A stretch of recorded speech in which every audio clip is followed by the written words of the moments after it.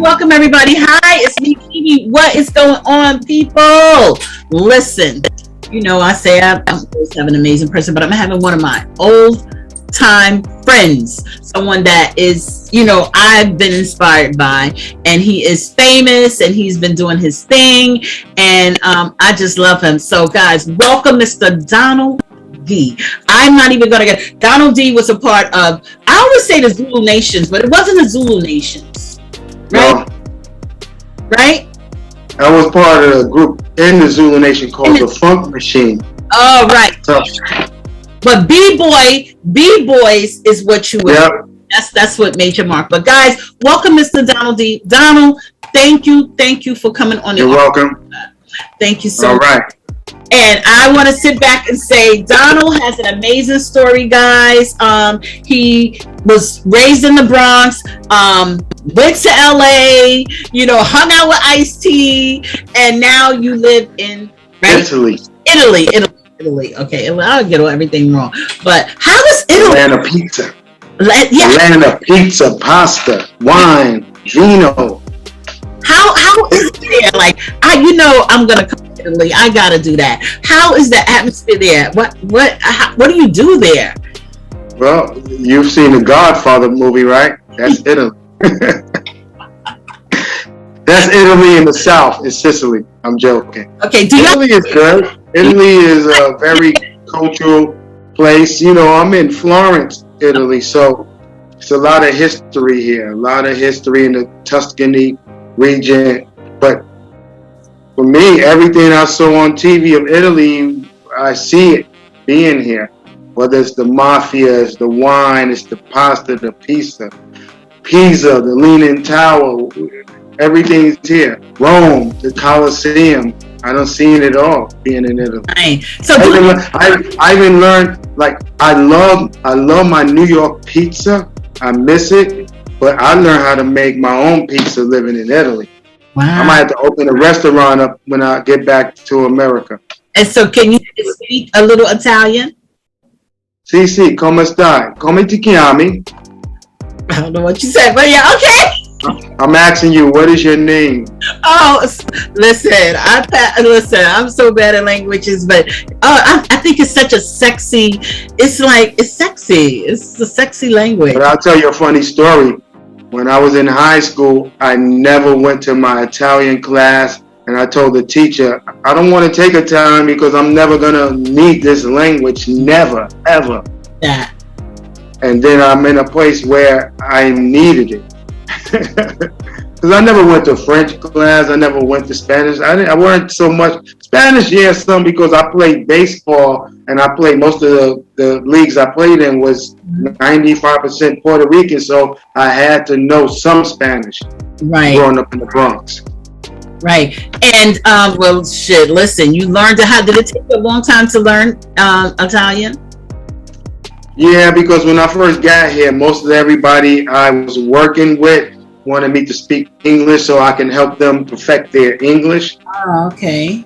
And I would be like, man, so in the beginning I never got it, but then I started knowing more just when I was traveling by myself. If I'm in a restaurant, I'm in the airport, I was forced to have to do it because I had no one there to help translate it for me.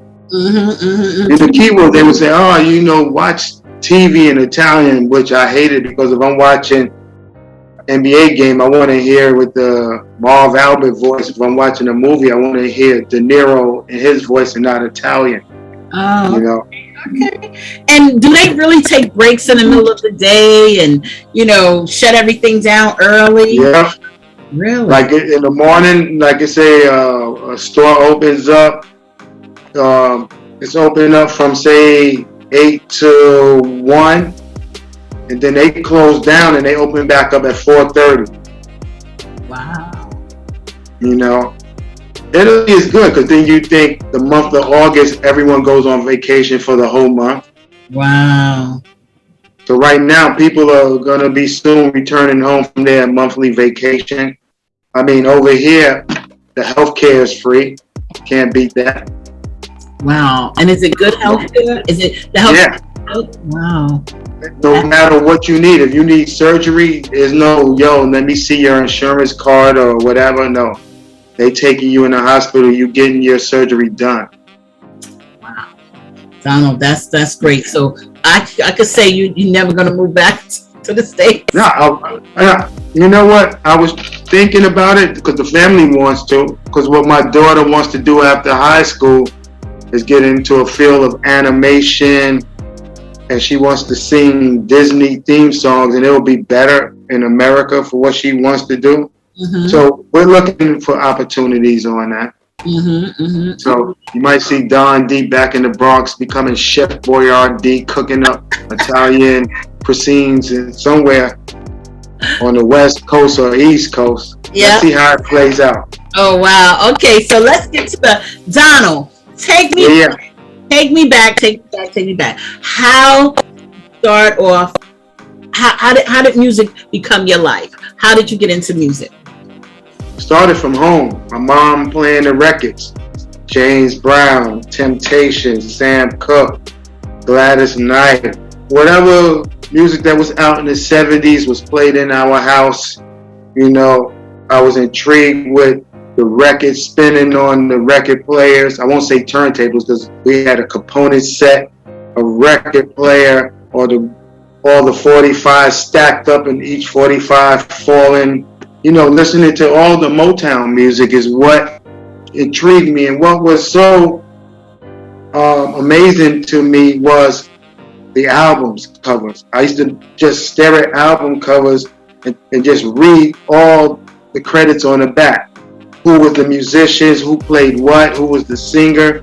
So that was like, music just became a passion that I liked, not knowing I will ever get into it, but you know. Wow. And so, okay, so take me back. What was the first thing that really inspired you to really, that piqued your interest with music, other than listening to it at home? Like going to a concert. My mom took me and my brother Ronnie to the Apollo Theater, and that shocked me and gave me a vision that I never seen. Cause now that's the first time I'm seeing people that I heard on those records on that stage. So my mom took me and my brother to the Apollo, and we got to see James Brown, the Temptations, and Jean Knight, who she had that song called Mr. Big Stuff. And I was amazed. And the person that stood out to me was Dennis Edwards, because he was the lead singer at that time in the Temptations, and just watching all the dance moves and how they were all in sync was amazing to me as a kid. And you know, I would try to sing around the house, but I didn't have the voice to sing, because you know, still growing up, I was a big Jackson 5 fan, you know, listening to Michael and his brothers. So like I said, that Apollo Theater concert gave me a vision that I was like just shocked, amazed, you know. Mm-hmm. And hip-hop, tell me about the time when you saw Herc, because you told me this story before. Herc in the park. Tell me about that whole scene. Right. So, you know, living in Lambert Projects, the word gets around that they said that there was a jam going on, and even though Southern Boulevard 180th is not so far from where Lambert is, it's just right up the block. You can kind of hear that music from afar. That bass thumping, you know, you can hear somebody speaking on the mic. So I went up there and I stood, you know, behind the ropes where everybody was, and, you know, everyone trying to get a peek to see what's going on. And you got this big giant DJ playing records and somebody shouting out people's names on the microphone. And, you know, it was very, very intriguing to see this now in a public place, because you know, you would hear people walking by with their boombox radio with a tape playing from a party, whether it was a Kool Herc party or Grandmaster Flash party or Cool DJ AJ or Mario party. So you hear these tapes in the neighborhood, but now to witness it in live in action, that was shocking. It was amazing. Yeah, that was an amazing time. So that inspired you. When did you take it serious? Like, when did you say, I'm going to be an MC? Still, I didn't have that vision till when I was hanging out at this place called the Whole Avenue Boys Club. And that was like a place where all the kids in the community went to either play basketball, you went swimming there, shoot pool. It was a place, a haven to keep all the young kids off the streets and not getting into one, gangs, because you talking about at that time in the Bronx was street gangs all over, whether it was the Black Spades or the Peacemakers, the Javelins, Sinners, or all the street gangs of the 70s. So the Boys Club was a safe place for us all.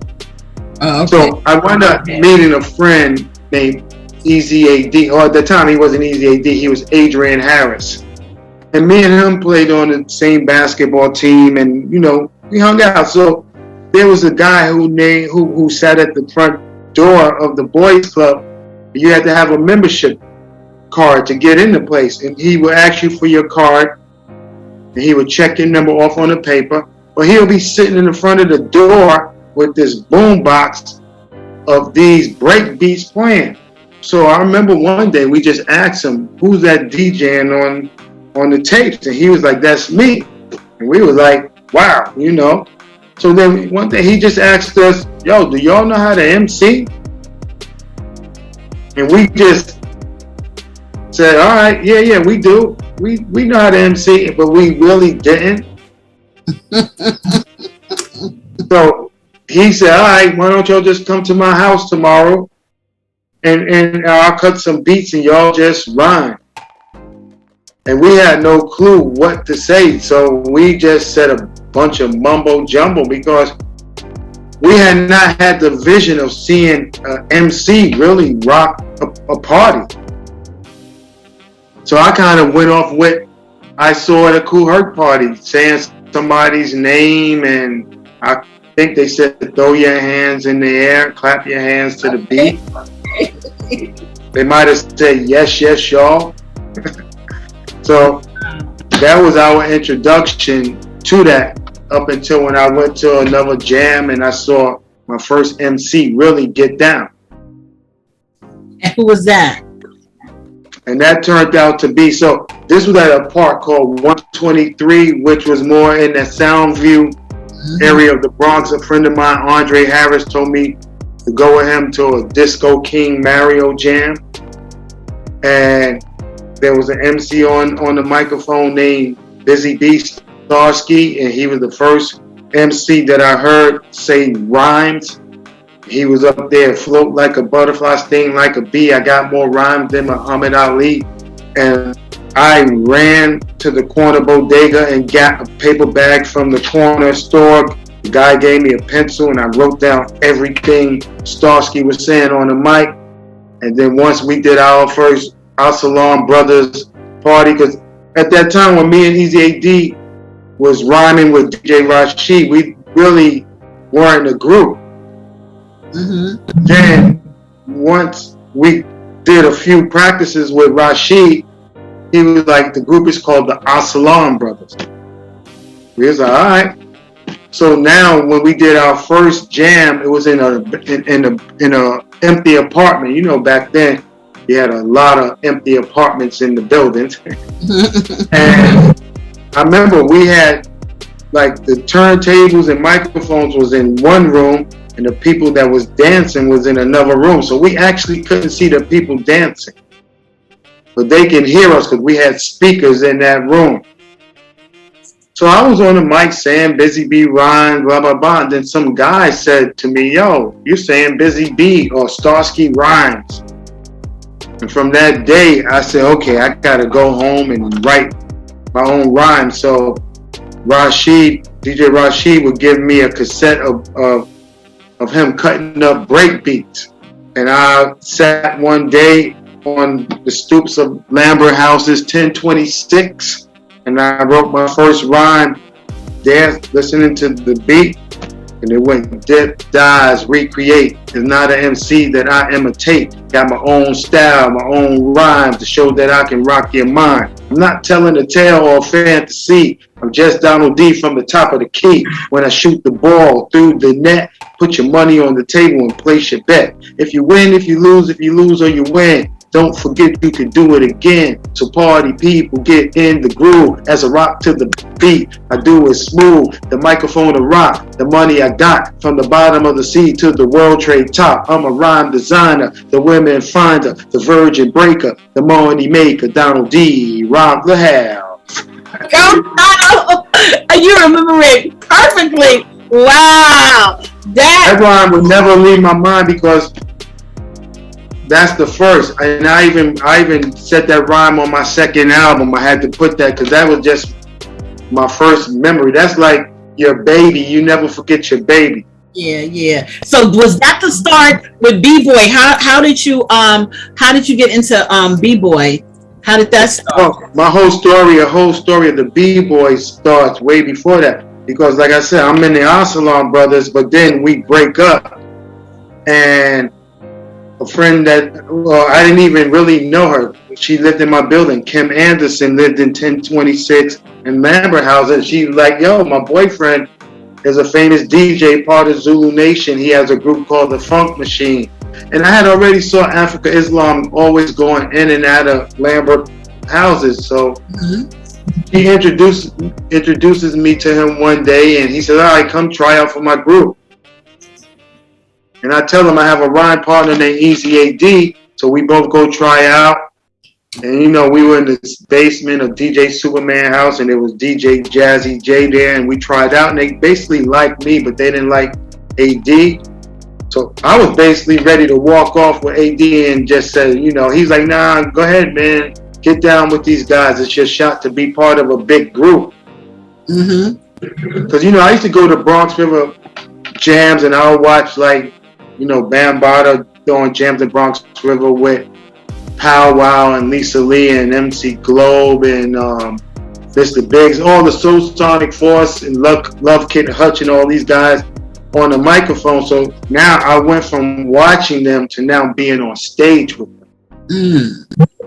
So I was doing a lot of parties with Afrika Islam, and that kind of opened up the door for us to wind up start going down to the Roxy, because now hip-hop left the inner city, was now in the Roxy's in Manhattan, on the west side of Manhattan.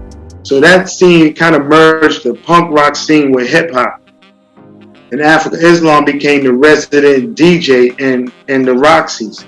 So I would be up in the Roxy's on the microphone, and then from there we wind up doing a radio show on WHBI called the Zulu Beat Radio Show. And from that radio show, because I used to rhyme live on the radio, because that radio show was in all the 5 boroughs.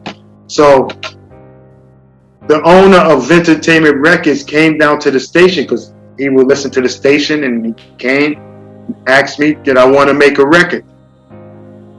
And that was the start of it. I wound up going into the studio the next day with DJ Chuck Chilla, and we made our first recordings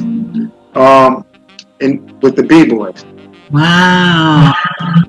First record was a record called 2-3 Break, Cutting Herbie, and we had a record called Rock the House, which I said on the chorus, rock the house, y'all, which so many artists sampled my voice in their records that became one of the most sampled lyrical phrases in the music history. Wow, Don, congratulations to you. That's deep. So how did you meet Ice-T? How did that happen? Right. So with all like how record companies treated most of the early days artists, of how they took advantage of us, it was not fun anymore, because they kind of like took over what we did so innocently in the parks and made it a business to where we didn't have control of the business. It's kind of like they controlled us, made all the money off us, and we got nothing out of it. So I was looking for a way out, because I was tired of all the BS of what they were doing to us in the business. So 1985, I'm still on Vintertainment Records, so we go in the studio, we make a song called Girls. So we make this record, and then Afrika Islam asked me to take a trip with him to LA. I'm in LA, I meet Ice-T and everybody, because Ice-T had already made a name for himself. They had already did the movie Breaking. So he kind of had made a name for himself, but I didn't realize how big I was in LA, because they had already heard my earlier recordings with the Bboy. So for them, they were meeting like a star artist from the Bronx. So I was like, okay, I got some status in LA. I was not like just some rapper coming from the Bronx. So that was 85. So when I get back to New York, the song Girls become a big hit in 1985. So we're like everywhere. We're doing shows all over New York with Dougie Fresh. You talking about 1985? Run DMC is big. The Fat Boys, Dougie Fresh and Slick Rick has The Show is out. Cold Crush Brothers. So there's a lot of artists that's really have a lot of hit records around New York. So we're touring, having fun. So I meet Ice-T, but then 87 was when he sparked it about the plan to start this thing called Rhyme Syndicate. And his vision was to merge the East Coast hip-hop scene with the West Coast hip-hop scene. More of New York hip-hop scene with Los Angeles hip-hop scene. He was going to combine all the graffiti, the producers, the DJs, the MCs, and merge it together as one rhyme syndicate. So that was how it started. And then, 1988 was when I officially left New York and made my way to LA. Wow. What a culture. No culture difference. Yeah, it was different because, the hip-hop scenes was different. I always looked at it, New York hip-hop was so much different because everybody else that did it was following what we did in New York. Because we were the blueprint to the world. Mm-hmm. So when I got to LA, I already had a nice reputation, and then to have a known MC from the Bronx in LA made it that much greater for me. That a lot of them was looking at it as guidance and learning from the knowledge that I had. Wow, deep. That's deep. It's you are like a walking hip hop history book for real. So now you moved. I'm an almanac. Right? Yeah, exactly. So now what are you doing now? So now I'm still recording. I still put out music. I work with a lot of European artists over here. I do a lot of collaborations with artists. One thing I learned as I travel all around Europe, because I had a lot of bookings in all of these countries, is to mingle with the locals.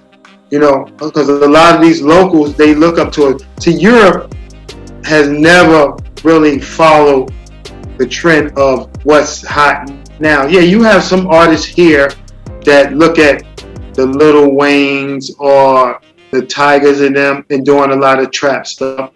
Mm-hmm. But their blueprint in Europe is what we did back in the Bronx in the early days. The movie Wild Style is more common to the European and Asian market of hip-hop than any other form. So they love the old school. Mm-hmm. The old school still stands out throughout all these years. So that's why you can get a lot of the artists from back in the day that could still come to Europe and make a living, whether you was a graffiti artist back in the days or a break dancer or MCs or DJs, because a lot of these guys come over here, they teach master classes or they still perform and tour over here. So that's one thing that Europe still gives that platform for artists from back in the days to still make a living, where America probably can care less about what you have done in the past. And I think they only do that to the hip hop artists, because you don't see them do that to the jazz artists or the rock legends or the R&B legends. They don't shut the door on them, but they'll shut the door on the first foundation of hip hop or the true school foundation of hip hop. So Europe has always embraced us. Yep, you're right. You're absolutely right. So you just did a show. You told me you just tell me about that. Where was that at? So that was in a city called Calabria in Italy. So it's going into the south of Italy, not too far from Sicily, the old country, mafia country. So it was basically a jazz festival. So this was actually my first time ever performing on an actual jazz festival. So what it was, that one of the guys in this band called Mac, I used to be in a group with him called Cappuccino here. Okay. So he called me and was asking me, was I available to come perform with them on this festival? But they wanted to combine more of a jazz fusion with hip hop. So I was like, okay, cool. So they sent me the music. I rehearsed it, and then I wound up meeting up with the band, and we did some rehearsals, and then Thursday we did a great show. They loved it. So we got a few more shows coming up. We're gonna do a tour of Germany. And you're teaching a master class now?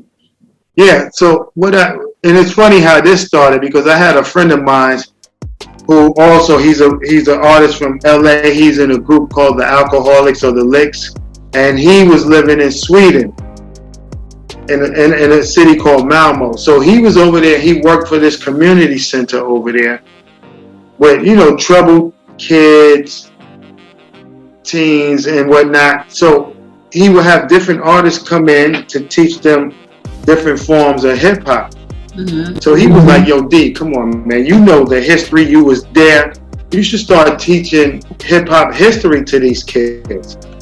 And I never thought about it. I was like, he's like, you know everybody, you know mostly everybody's story. And he's like, your story.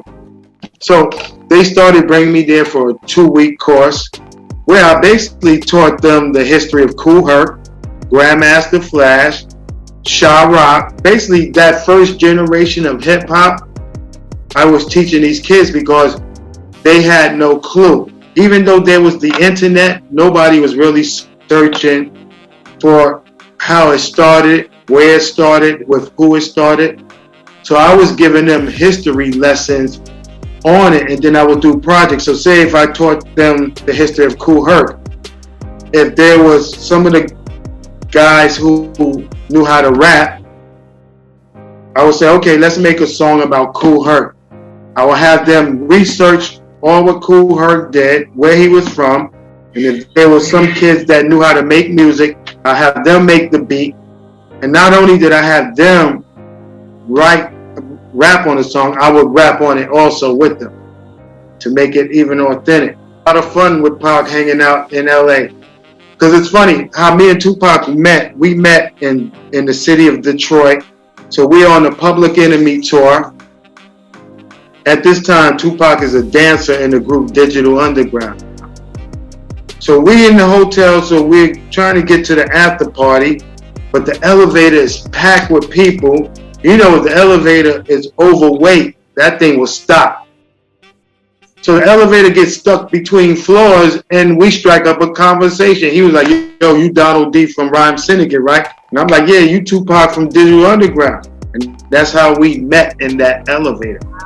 Oh. Then from there, we became friends, and then we would see each other around town. And then I remember when I made my song, Let the Horns Blow album, every time I see Pac, he'll be rapping the lyrics to me. He'll be like, man, I love that song. I love that song. So I remember before that album came out, I was like, yo, Pac, I'm gonna have my album release party. You should show up.